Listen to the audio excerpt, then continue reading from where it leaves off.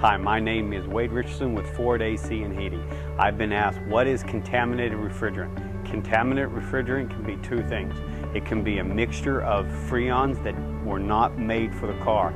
Example, in the older cars, R12 were designed for the system.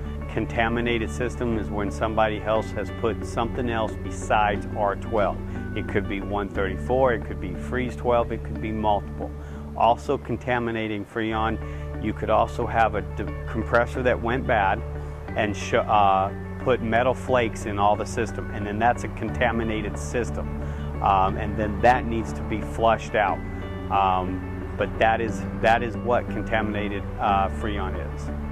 Thank you for watching these videos. If I can help you on your Ford, Mercury, or Lincoln, and your air conditioning problems, please dial 442-1167. Again, if you have any questions or any concerns on your Ford, Mercury, or Lincoln on air conditioning, please give me a call, 442-1167. Thank you now.